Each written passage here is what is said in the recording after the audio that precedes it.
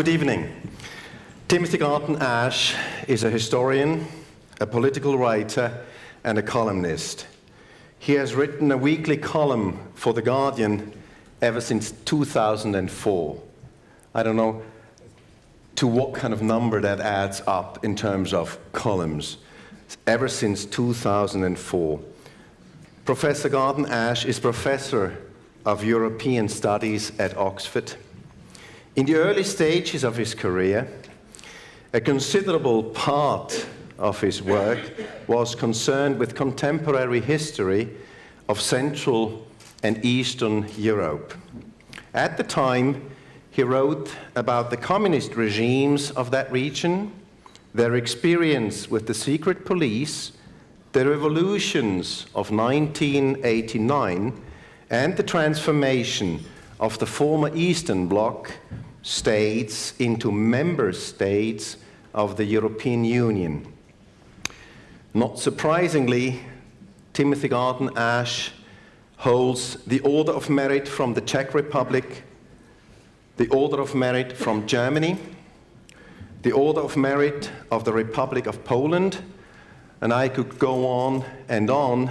Let me just add, in terms of the decorations and the number of the decorations that you have received, that in 3 weeks' time you will be the recipient of the Prix Charlemagne, großer Karlspreis der Stadt Aachen 2017. More recently, Professor Garton Ash's research interests have included the relationship between an enlarged European Union, the United States, and China. The subject matter of his latest book is the future of free speech in a multicultural and interconnected world. Time magazine has listed him as one of the 100 most influential people. There it is also mentioned that shelves are where most works of history spend their lives. But the kind of history Garton Ash writes is more likely to lie on the desks of those who make decisions. Ladies and gentlemen, please join me in giving a warm welcome to Timothy Garton Ash.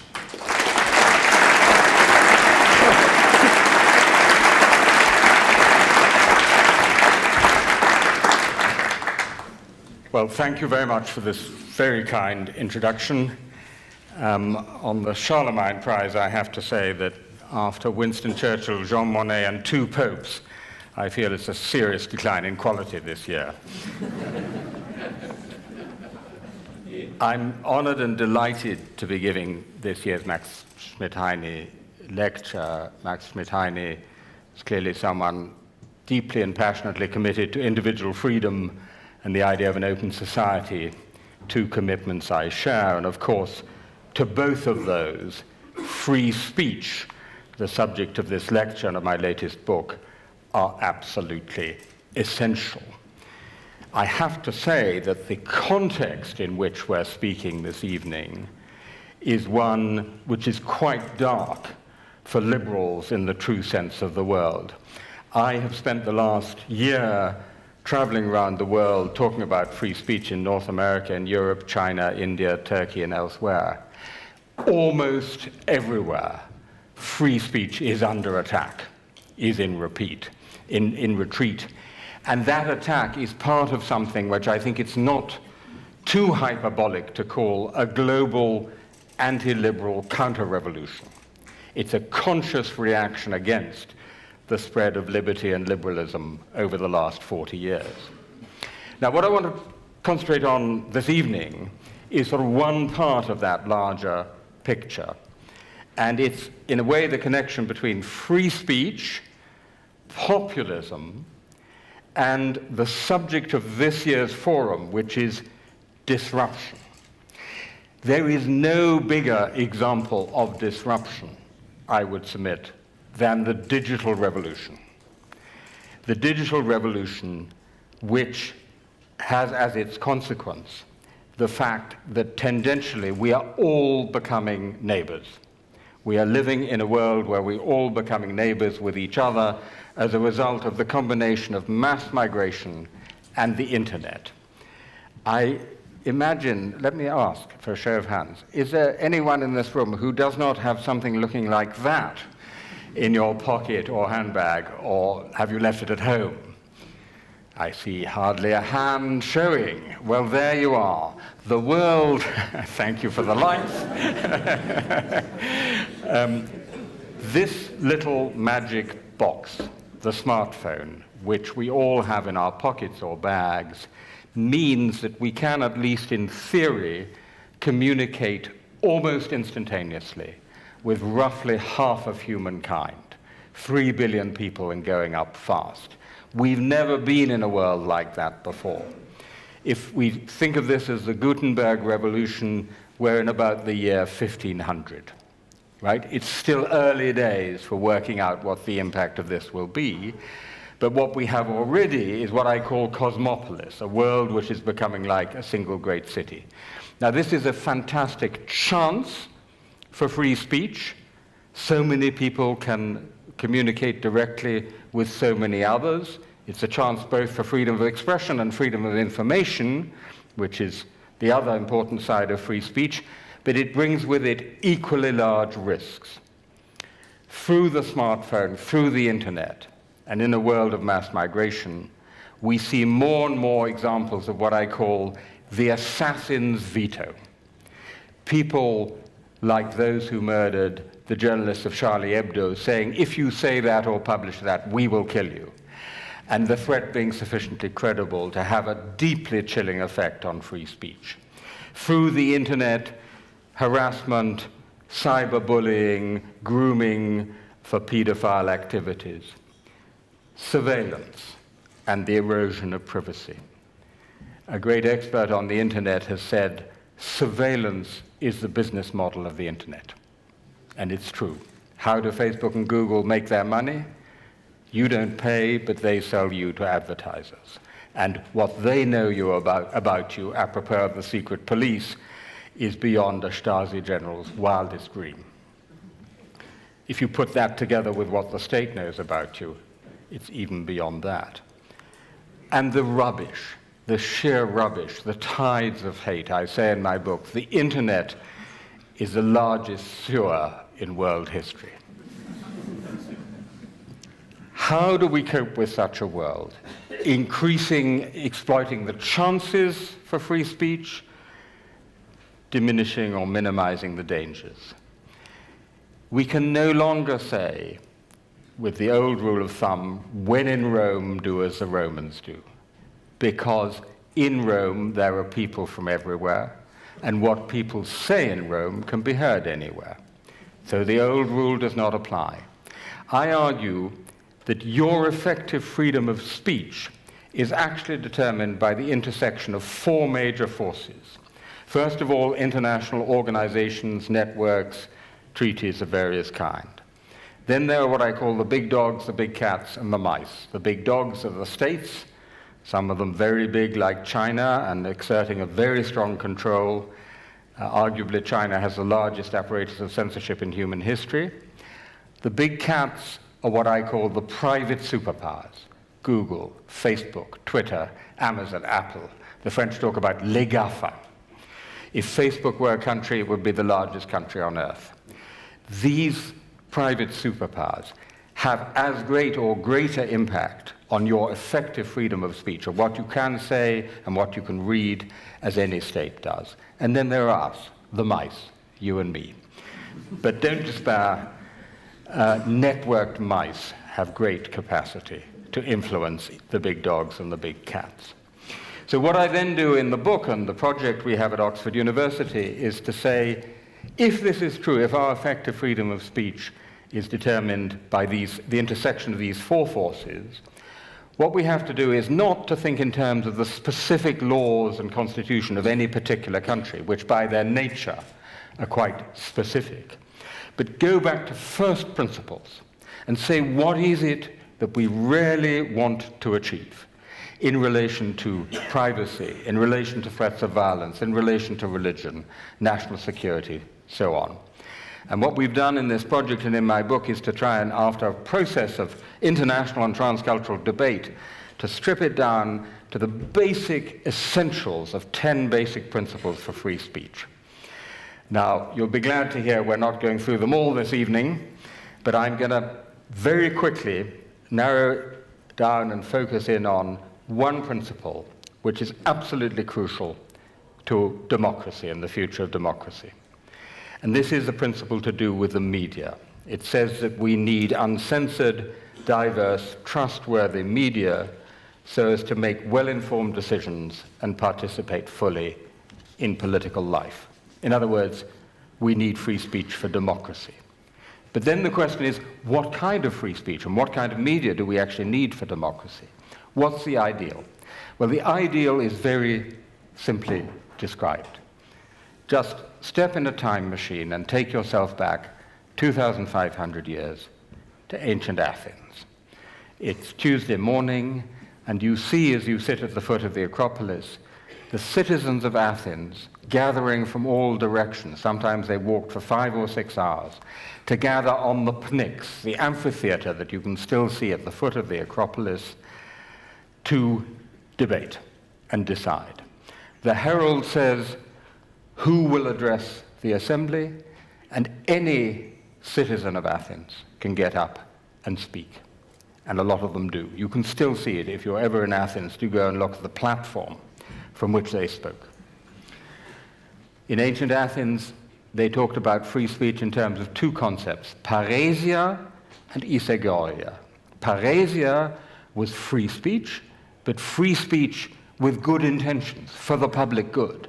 Not saying whatever came into your head, but free speech for the public good. Isegoria was equal speech, that everyone had in principle an equal right to speak. So, they listened to all the arguments for one policy or another. They listened to all the evidence that was available. They were given all the facts. And then they came to a decision. And thus, in this exercise of deliberative democracy, they decided to fight the invading Persian armies at sea and not on land. And thus it was that they came to win the Battle of Salamis, and by free speech, by deliberative democracy, they saved the world's first democracy. That, ladies and gentlemen, is still the ideal of the free speech we need for democracy. So keep that image in your head, the image of the Pnyx in ancient Athens. Now, of course, it's a little difficult for us, even in Switzerland, all to get together in one place to have these exercises in direct and deliberative democracy. So that's why we have media. Our exchanges are mediated by the media. And in all liberal democracies, the fourth estate, the media, are an essential part of a liberal democracy. Classically, of course, in the case of the United States, Thomas Jefferson wrote in 1787, "Were it left to me to decide whether we should have a government without newspapers or newspapers without a government, I should not hesitate for a moment. I'd take the newspapers." Now, you may think that's a particularly American First Amendment point of view, but actually, when you look at what's happening in the United States today with President Donald Trump, you realize how important the media are as a pillar of a democracy. Also in the American tradition, we have the concept from Oliver Wendell Holmes of the marketplace of ideas, right? So in the marketplace of ideas, the best ideas will win out, the best policies will win out on the basis of evidence debate, evidence-based, reality-based debate. Now, here's the problem. That as an unintended consequence of the internet, of the digital revolution, of the smartphone world we're in, we are beginning to lose the media we need for democracy. And actually, it's the populists who are most effectively exploiting the possibilities given by the internet to attack liberal, pluralistic democracy. So that's one of the major challenges we face. Why is that so? Why does the internet go in that direction, as well, of course, as giving many wonderful new opportunities for, as it were, direct democracy? Well, first of all, because since the internet offers a near infinity of platforms for speech, of outlets for speech, the result has been a dramatic fragmentation of the media landscape. More and more people are listening in more and more disparate groups. And this has a very powerful echo chamber effect. Increasingly, people are only hearing the news and the views of people who agree with them. Trump supporters hear only Fox News and Breitbart and talk radio Rush Limbaugh and their friends on Facebook. And Clinton supporters, MSNBC or CNN and NPR and the New York Times and their friends on Facebook. And there's a lot of good evidence now that this is a really powerful echo chamber effect, which, as you see, already begins to undermine the core idea of free speech for deliberative democracy, which is you hear all the arguments and all the evidence and all the points of view. It's an interesting point, by the way, and there's good research on this, that this effect is much stronger on Facebook than on Twitter. And there's actually more hate speech on Facebook than on Twitter. Why? Because Twitter is, by definition, a public platform. It's a kind of virtual Pnyx. And therefore, you're much more likely to get called out on some anti-Semitic, hate-filled remark than you are on Facebook, where, after all, you're speaking to your friends who mostly think like you. Moreover, these days, 30 to 40% of the news young Americans get, they get from Facebook. They get it from Facebook newsfeed. So it's a question of absolute, overwhelming public interest. What's the Facebook news feed algorithm doing? What news is it giving us? Is it giving you only or mainly the news your friends like, or is it giving you contrary evidence, contrary points of view? And if it is, what kind of contrary evidence and how are you using it? We don't know. The only people who know that are Facebook. They publish a few articles by Facebook's data science team, which say, this isn't happening, it's not an echo chamber effect, surprise, surprise. But we don't know. The other aspect of fragmentation on the internet is this. Some of you might say, I bet if I hadn't put in this qualifier, someone would have said, but it's always been like that. Some people read The Guardian, other people read the Daily Telegraph, some people read the Frankfurter Allgemeine Zeitung, others read the Süddeutsche Zeitung, and so on and so forth. True, but first of all, there were many less outlets, so you didn't have the full fragmentation effect. But secondly, the other thing you get on the internet is a massive repetition effect. So it's not just that people are told, for example, that Britain sends £350 million a week to the EU, to Brussels, simply untrue, or that Barack Obama was not born in the United States. You're not told it once. You're told it 1,000 times. You're told it 1,000 times every day because of this constant repetition effect. And what we know from the history of propaganda is that what makes lies effective in propaganda is sheer repetition.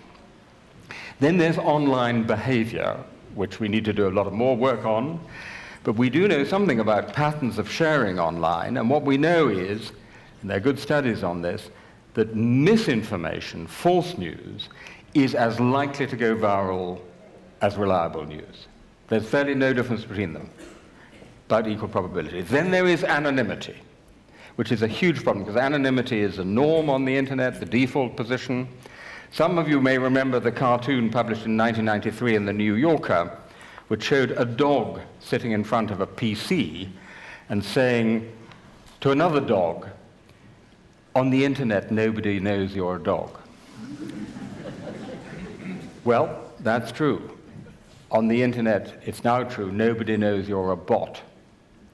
So actually anonymity provides extraordinary possibilities, for example, for hostile powers, public or private, to disseminate and multiply misinformation and disinformation by bots, by accounts which are actually automated but which look like a real person and a real user. And of course, anonymity has a huge contribution to the level of hate speech and just abuse online, and indeed death threats online.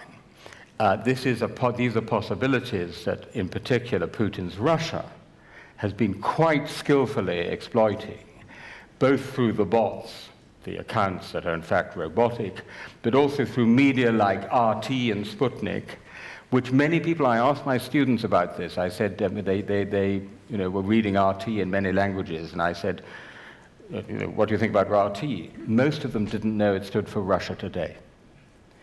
And so there's quite successful disinformation as well as misinformation, which is being spread, poisoning our politics. Rumors were being spread about Emmanuel Macron, for example. And what RT does is very interesting. It doesn't try to persuade you that what Merkel is telling you is true, is false, and what RT is telling you is true. It tries to persuade you that you can't believe any of them, that they're all liars. It's all fake news. It's trying to cultivate a general cynicism about the very idea of fact or evidence. But then, ladies and gentlemen, and this is a community with a lot of business leaders, there's a related but different effect, which is very simply, the internet is destroying the business model of newspapers. With a very few exceptions, such as the FT or the New York Times or the Economist, all newspapers I know are struggling to survive. They're drowning. Now, a little noticed phenomenon in the history of democracy is that for at least 2 centuries, we have had a public good, news, the information we need for democracy, delivered by private means. A newspaper was a means of delivering the public good of news by private means. A.J. Liebling, the great writer on journalism, said, the role of a newspaper is to inform, but its function is to make money. And our good fortune was that for nearly 2 centuries, that model worked, because people would pay for a newspaper. Remember that, when we used to pay for newspapers? Anyone under 30 may be surprised to hear it. And advertising revenue. The internet, particularly in recent years, has just knocked away both these pillars. Who of you who are under 30 is actually going to pay to get general news? Specialist news, yes. Sport, particular kinds of stuff, but general, serious political news, no. And the advertising is fleeing first online, and then from being online, but maybe with The Guardian, to being online, but all with Facebook and Google and Twitter. Massive effect. They are eating The Guardian's or Le Monde's lunch. So the newspapers produce the information, Facebook and Google get the profit. And this has very negative effect on the newspapers on which we have relied for our news. First of all, what do you do if you're drowning? Well, you wave and you shout. So all our newspapers are waving and shouting to get your attention. They're becoming more sensational, more partisan, more celebrity, more sensationalism, more if it bleeds, it leads, if it roars, it scores. The desperate competition for the clickstream, clickbait. So they're becoming more sensational, more partisan, more superficial. And at the same time, the amount of serious news, investigative journalism, foreign reporting is going down because that's expensive.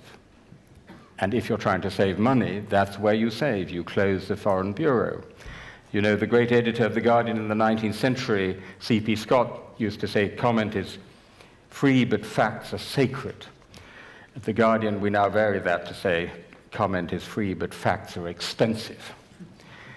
And this is a real problem for the journalism we need for democracy. In short, the proposition I want to put before you for discussion is that what we have here is potentially a market failure in the marketplace of ideas. Now, I now come to populism. I'm not going to spend much time discovering before you, sharing with you the characteristic features of populism, the fact that it's always nationalist, that it seeks direct legitimation with the people, a legitimation which trumps all other sources of legitimate authority, courts, parliaments, media, the fact that the people turn out, in fact, to be only part of the people. They're always the other people who don't belong to the folk, defined ethno-culturally, Mexicans, Muslims, Kurds, East Europeans in the Brexit debate, or sociopolitically, the elites, the experts, the mainstream media. This is the language of populism. But the other thing that populism does, which is less often noticed, is it quite skillfully aggregates quite different social groups and social interests. The electorate of Trump or of Le Pen or of the Brexit vote is not at all uniform. It's very different groups with different interests. How does it quite skillfully bring them together to create what I call coalitions of the unwilling? Everybody who is outside, who is left behind, who is discontented for one reason or another. Answer, they've found a great glue to hold those groups together. And that glue is a powerful, simplistic, emotionally appealing nationalist narrative. Make America great again. Take back control. On est chez nous, as the Front National chant at their rallies. Dobra zmiana, a good change, as they say in Poland's Law and Justice. A strong, simplistic, emotionally appealing narrative. And that glues them together. Now, here's the problem. The problem is that all the characteristics which I have just described to you as the impact of the disruptive internet on the media, by and large, enable and facilitate and even strengthen that kind of a rhetoric and the fake news and the alternative facts that support it. The echo chamber effect, obviously. The tendency of commercial media to shout, to be partisan, less and less of them to take a neutral middle ground where you hear all views together. The facility with which misinformation and disinformation can be spread. Anonymity, and so on. All of that facilitates the work of the populist. You know, everybody now is talking about fake news. It's a sort of modish subject of the moment. But I don't think fake news is the heart of the problem. It's just one part of the problem. Actually, in the American election, Fox News was more important than fake news. The heart of the problem is what I have just said, this emotional, simplistic narrative, what Jakob Burckhardt, the great Swiss historian, called the terrible simplificateur, who at work. The Sun newspaper during the Brexit campaign. Banner headline on the front page, Queen backs Brexit. Queen backs Brexit. Totally untrue, but very powerful. The Brexit story about the 350 million. Donald Trump said that Barack Obama was not born in the United States, whereupon Barack Obama published his birth certificate. End of story, you and I might think. Not a bit of it. What did Barack Obama say? He said, I quote, many people feel it wasn't a proper certificate. Just think about that for a moment. He didn't even say many people think. Many people feel. It's the emotion, you see. So I may think this jacket is blue, but you feel it's pink. And your feeling is stronger than the reason. So it's the enabling of these lie-based, fake news-based emotional narratives. The joke is that Donald Trump's critics take him literally but not seriously, but his supporters take him seriously but not literally. And there's a lot of truth in that. Maybe he got it wrong. Maybe there wasn't a terrorist attack in Stockholm, but seriously, it's bad stuff over there. And actually, as I hope many of you did watch the debate, the French presidential election debate yesterday, as you saw, poor old Emmanuel Macron, who I think did a great job, but going from you're talking bêtises to grande bêtises, to ne montez pas, to mensonges, to les grands mensonges, the auction of escalation, as she told outrageous lie after outrageous lie. But it was a battle against evidence-based argument, reasoned facts, against nationalist emotion. And while, as I say, I think he did a pretty good job, it's not clear who exactly won. By the way, good example of alternative facts. Do you remember that yesterday Marine Le Pen said that after Brexit, the British economy was doing fantastically, better than ever since it left the European Union? Well, just today we saw on the FT the figures. For the first time in many years, in the first quarter of this year, the British economy actually did worse than the Eurozone economy. But don't bother me with the facts. It's the emotion that matters, the feeling. It feels like that. So the divide is no longer right and left. It's between nationalist and internationalist, anti-European and pro-European, closed and open, and between emotion and reason, right? And that means that the basic, if I may put it this way, epistemology of liberal democracy is under attack, because back in ancient Athens, there was also an epistemology of democracy, which said we basically agree what are facts, what is evidence, what is rational argument, although we disagree about what's the right course, and that is being undermined. So that's the argument, that's the analysis. Now we have to ask, what should we do about it? And with that, I hope we can go into the discussion. But may I say just quickly that I don't think there's one big answer. There are many parts to the answer. There are many things that different players have to do. I'll be happy to talk about what, in general, we need to do about populism and the causes of populism, what our different communities, including, by the way, the students, the young leaders represented here. But let me just focus, for reasons of time, on the media aspect. What do we do about this problem, if I'm right?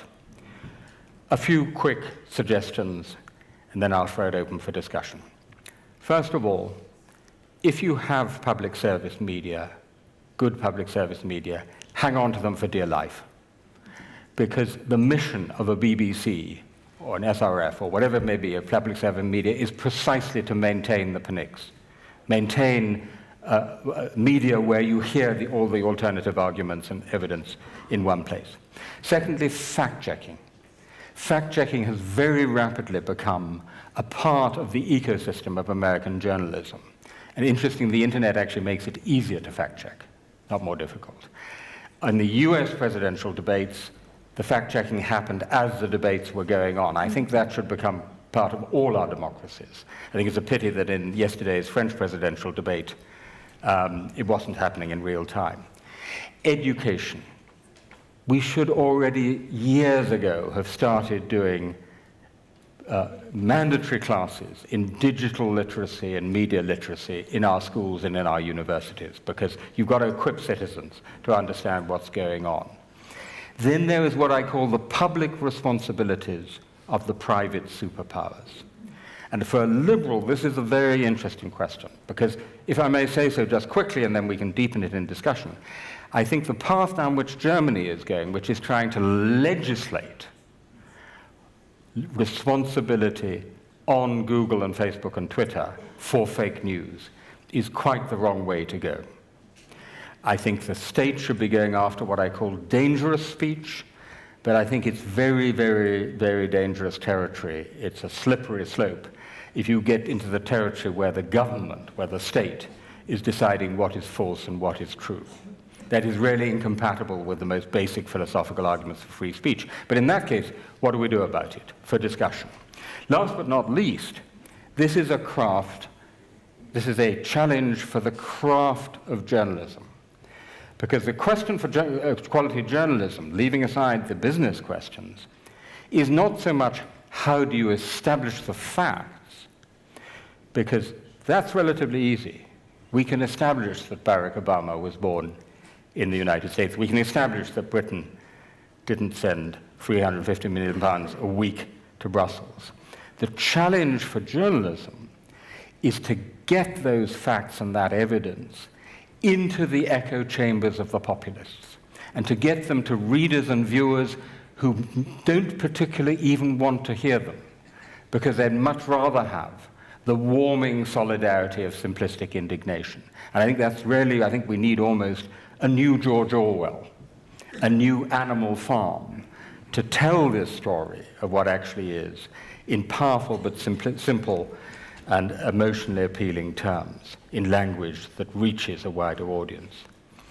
Let me finish before throwing it open by just coming back to what I said at the beginning about the global anti-liberal counter-revolution. Faced with these tides of populism, this global anti-liberal counter-revolution, we as liberals, in the true sense of the word, have to do two things. We have to fight, but we also have to be self-critical, because the essence of liberalism intellectually is to be self-questioning and self-critical, understanding what has gone wrong over the last 30 to 40 years, which has led to these movements. That's not easy to do. I can't think of many Grenadier Guards or Prussian Grenadiers who were particularly self-critical as they went into battle. I think not. On the whole, they were there for the fight. But that's what liberals have to be, self-critical fighters. We have to do both at once. So I hope you will join me and others in this self-critical fight. Thank you very much.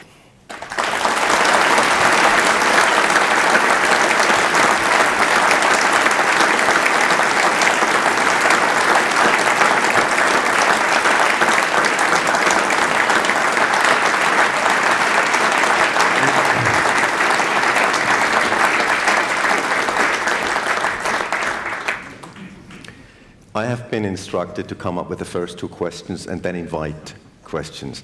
I'll try to be as short as I can.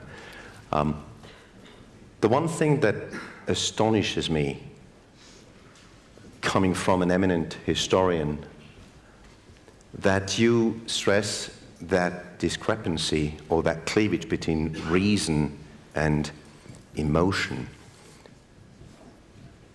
If memory serves, David Ben-Gurion and Charles de Gaulle made almost identical statements about the deeper character of politics, in that both said, and I will quote Charles de Gaulle, "Pensez-vous qu'on fait une nation avec la vérité?" And as we know, building cohesion, building nations, and evolve or bringing nations forward in certain directions does entail and has always entailed emotion.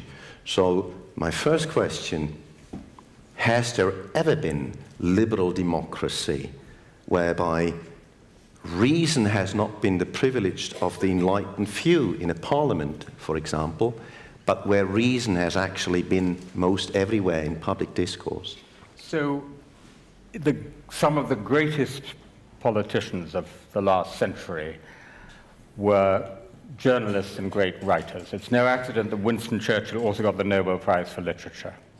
So what he was able to do was to tell an extremely powerful and appealing, emotionally appealing story, which was, however, based on evidence and reality. So combining the two. Another great example would be Willy Brandt, whose papers I've worked through, and was a master of the emotionally inspiring formulation to sell an essentially very cautious, sober, realistic policy, the new Ostpolitik. And I think one of the things that's happened to us, particularly in Europe, is because of the way we've done politics in the last 25 years, in the context of globalization, using the Monnet method in the European Union, is that our political language has become rather neutered, cold, and technocratic. And then suddenly along comes a Nigel Farage or a Donald Trump, and people say, hey, this guy's talking like me. I recognize that. He's talking like an ordinary bloke. So I think that's a real challenge for democratic politicians of the center-right and center-left to put the emotion and the poetry back into their rhetoric, but on the basis of facts and not lies. Second and last question on my part. You have begun your speech by emphasizing that the greatest disruptor of our time is the digital revolution. And you have gone on to show how this revolution basically disrupts the business model, for example, of quality media. Question, since we are at the university, what does the digital revolution do, not to the business model of a university, but to the social and social political function of the university? What are the implications of what's going on for the marketplace of ideas that we were supposed to be at some point? Well, I mean, a frivolous answer would be that too many of my students rely on Wikipedia. But a more serious answer is that I think the pessimism is vastly overdone. The notion that students are just spending all their time on their smartphone, they're not talking to their friends, let alone doing anything else together, that it's all very superficial. That is not my experience. I think like any other new technology, people have to learn how to use it well, but actually it's a massive enhancement. And our own project, which is, you can see on the website called freespeechdebate.com, which is in 13 languages, it's an Oxford University research project, is a great example of that. That it actually, we're using the possibilities of the internet to have a transnational and transcultural debate through virtual reality, and so it's absolutely fantastic.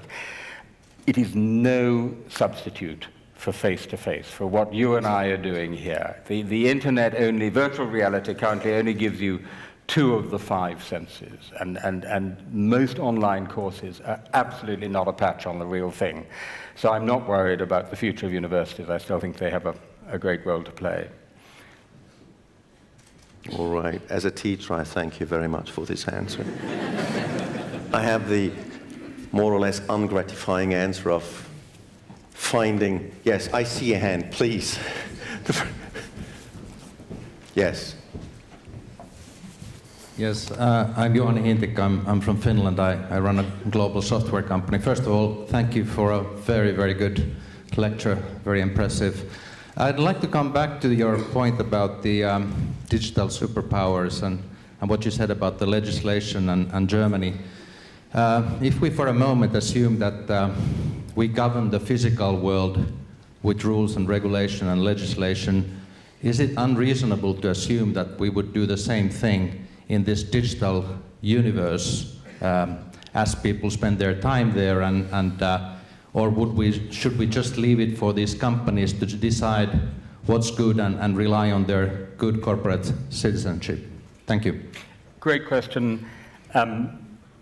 Absolutely not reasonable just to leave it to them, of course, but my argument is this. First of all, on classic liberal grounds, we should be very cautious about what we allow the state to decide, about what we may say or not say, read or not read. Secondly, given that what the internet means is a vast explosion in the quantity, the sheer quantity of speech, of information and communication, the state, with its monopoly of legitimate violence, with the prosecutors and the police and the courts and the prisons, should concentrate on what is really dangerous. Because there's going to be so much more of that it will be a stretch even for the state effectively to go after that, right? So I argue that the state should concentrate on what I call dangerous speech, rather than the much broader and actually very vague category of hate speech, because it has its work cut out just to go after dangerous speech. So what do we do about the rest of it? That doesn't mean we just let it all happen, the sewage tide keep coming. I think there we need a combination of what we do ourselves, i.e. reporting people, counter-speech, demanding that they get taken down, and collaboration with the guys at Facebook and Twitter and Google and Apple and Amazon. Because actually, as you will know, a lot of the people at the top, and I spend a lot of time talking to them, are actually good American liberals who all read the New York Times, right? And they want to do good as well as doing well, so long as it doesn't stop them doing well, of course. That's clear. But given that they are wrestling with these problems themselves. So I'm very much keen on a deep engagement of the universities and the academic and the NGO community with the private superpowers to say, look, this is actually what you can do to achieve the goals that we both share, and leave the state to do its really hard business of going after dangerous speech. Here. There he comes. So, I'm Martin Wolf, and I work for a media company called the Financial Times. I'm not going to comment on that. I'm going to challenge you because the argument you put forward today is one I'm very familiar with, and I don't find it convincing. And I'll explain why. The argument essentially is that what has really changed the nature of our world is technology. And my counter would be, and my counter-argument is it really that different, what we're now living through, from what our grandparents and parents lived through, at least yours and mine, not the younger people here, in the 20s and 30s? And I would suggest it's really not at all different. We would have discussed it, except that was worse in terms of the lies, the systematic lies, the propaganda and all the rest of it, and what people believed. And then if you accept that, I don't think you will, but that's my view, the internet isn't the cause. What the ultimate cause is the similarity between the two periods. And what is similar between the two periods? The perception by a very large proportion of our publics, which they can reasonably feel, that policymakers, intellectuals, don't know what they're doing and have failed. And that's really what we should be focusing on, not the digital revolution, which is in any way, in my view, grotesquely overhyped in an enormous number of ways. But I'll leave that aside. Well, thank you very much, Martin. It's nice to see you here. And of course, I read you every day in old pink paper form. So, look, I don't agree, but I'll tell you what the proposition I do agree with, which is that technological determinism is a complete fallacy. There are no automatic consequences of the internet. It is as nonsensical to say the internet sets you free as it is to say the internet will put you into darkest bondage, which is what Evgeny Morozov says. But what I do think is that, like all new technologies, and it is a big revolutionary technology, I think it is comparable with the Gutenberg revolution, it is that it has affordances, it has possibilities. And what I was trying to argue was that there are these really significant negative possibilities, and that I would insist upon, which we have to watch out for and try to combat.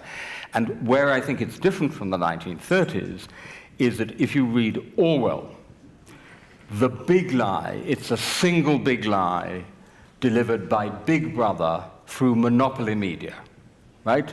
Joseph Goebbels through the radio. That was the 1930s. Now, it's actually many, many smaller lies, as it were, networked lies, delivered through multiple platforms with no clearly identifiable single Big Brother. So I think it is a different kind of threat, even if the emotions and sentiments and political causes behind it are in some ways similar. So to that extent, I disagree. I think we have to look at what the combination of technology and business, because actually it's the combination of technology and business, is doing to the public sphere, and I think that's a real danger. And of course the FT is, of course, really an exception that proves the rule, because the FT is one of the very few leading newspapers which is doing pretty well in this brave new world. Please. Yes. First. Thank you. The digital revolution may kill off newspapers, but it seems to me in countries I know a little about, newspapers still play a critical role in informed public debate. And I declare my interest, having been a member of the board of Times newspapers for 26 years. What you said echoed something I said at the beginning of the conference this morning, which is the business model of newsprint at present is simply not strong enough to survive in the medium term. I mean, they are just not viable as advertising has gone on such a huge scale over such a short time to the digital web giants. I was intrigued in your lecture, and now afterwards, you've taken us to the edge of the cliff, but you've never told us what the answer is. If I had the answer, I would be a billionaire. Because it is the Holy Grail which everybody is looking for. What's the new business model for journalism? And I think you're absolutely right. I mean, it's important just to say that at the moment, in many countries, newspapers still set the news agenda. And our own country, Britain, is a prime example of that. It wasn't the internet that helped decide the Brexit referendum. It was a news agenda set by a largely Eurosceptic press. But I mean, the analysis we share is that in 5-10 years, the existing business model is gone, and what's going to come in its place? As I said, nobody has one single big answer, but I think that, as I say, public service media is part of the answer. I think foundations funding serious news, investigative reporting, and foreign news is an important part of the answer, because that means you don't have to go to the state for it.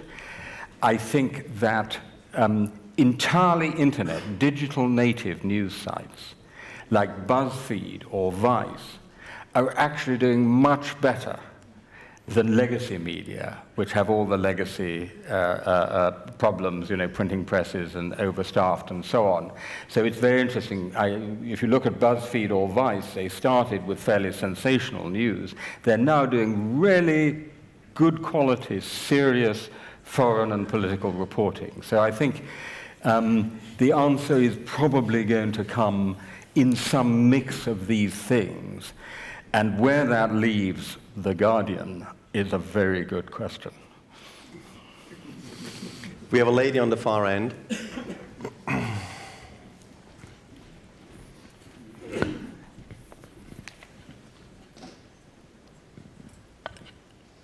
My name is Annalisa Peters. I'm a journalist, a filmmaker, and the director of the Wake Up Foundation. Thank you, Timothy, for your call to arms. It was brilliant. And as you know, me and Bill Emmott, the chairman of the foundation, we are fighting that fight, the self-critical liberals fight. We tried with a film, the Great European Disaster Movie, to mobilize people. We tried to combine reason and feelings.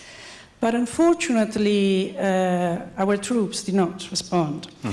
The audiences that reacted were the younger audiences, but the older ones, they were just apathetic. So the question is, how do we mobilize those audiences, those self-critical liberals that we really need to fight back? Because also in front of us we have, on the other side, the over 65, which were among the most active militant in Brexit or in France behind Marine Le Pen.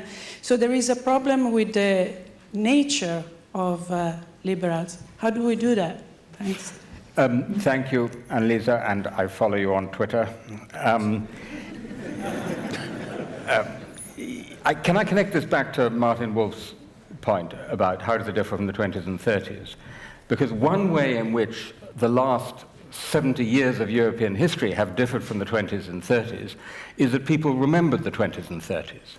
I would argue that personal memories of war, occupation, defeat, Holocaust, Gulag, dictatorships, fascist in Southern Europe, communist in Eastern Europe, was the most important single motor of the European project for 70 years since 1945.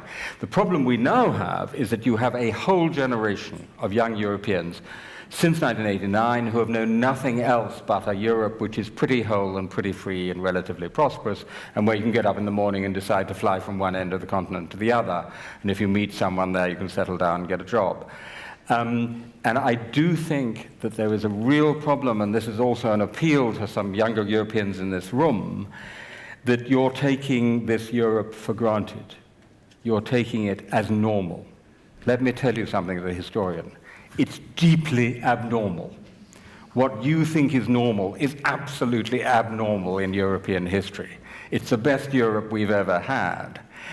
And what we have to do, Annalisa, to answer your question, is try and get people to understand that if they don't mobilize to defend liberal international order in the broadest sense, including the European Union, but also all the other institutions of liberal international order, now, while it's still time, they may be too late.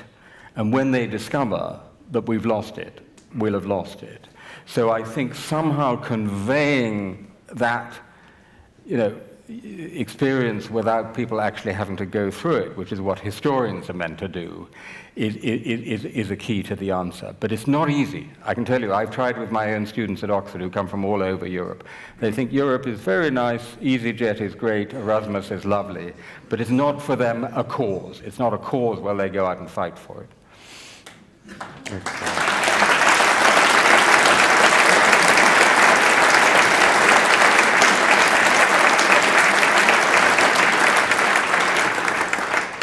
And here we come to the last question.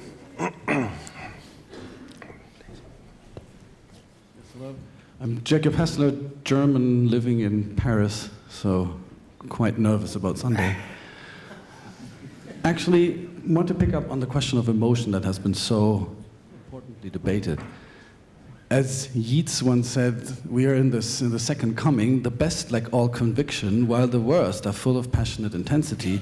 And the problem I see with the point of referring to history is that we are just in a scaremonger scenario, whereas the others provide something fuzzy, warm, and uniting. And I think, is there any, and where is the positive scenario, the positive idea, the positive thing we can tell to ourselves so that we can be passionate about being reasonable, which seems so difficult because being reasonable is everything but. A very dry Oxford philosopher once said, very dryly, that there is no reason to believe that the truth, when found, will be interesting. For those of you who know Oxford, it's a very Oxford remark. And that is, of course, true, that what we're trying to do is to explain complicated truths. And you saw that with the Remain side in the Brexit referendum. They were going up against these simplistic narratives. You saw that actually with Macron yesterday, those of you who watched the debate.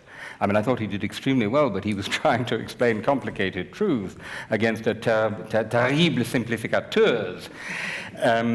So I absolutely recognize the problem that you describe. However, I absolutely do not think that the language of politics has to be so desiccated and technocratic and full of prefabricated phrases, a sort of Lego language, as we have in many of our countries today. I really don't believe that. And something else some of you young leaders of tomorrow could do, instead of going to business, go into politics and start with the language.